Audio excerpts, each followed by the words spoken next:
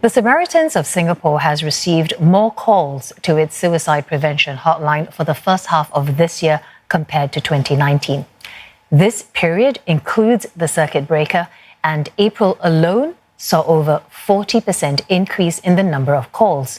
With today being World Suicide Prevention Day, Cheryl Goh speaks to a man who sought help and is now hoping to inspire others to do the same. Matthew Wong-Stewart moved to Singapore when he was 6. 10 years later, he was diagnosed with depression and anxiety. It was a particularly dark year for him. Emotional stresses and preparing for his O-level exams drove him to try and take his own life. For the next 6 years, he battled mental health issues. But with the help of therapy, medication, and the strong support of family and friends, the 26-year-old has been coping well ever since. However, tragedy struck during the circuit breaker.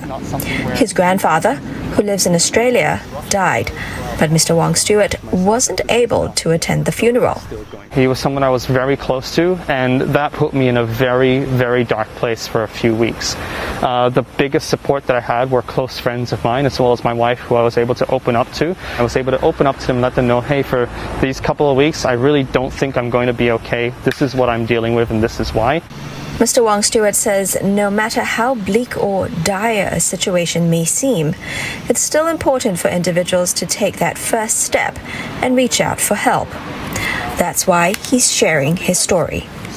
And the SOS's campaign this year, #SuicideSeesNoGender, is urging men to step forward and seek help.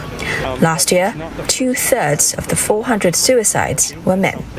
It's okay to feel the way you do.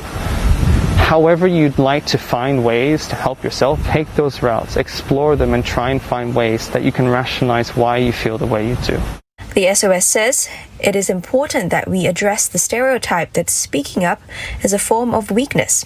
Instead, it is a courageous step to regain control, and that in itself exhibits great strength. Besides the SOS, individuals can also seek help at the National Care Hotline, set up in April to provide psychological and emotional support to people during the pandemic.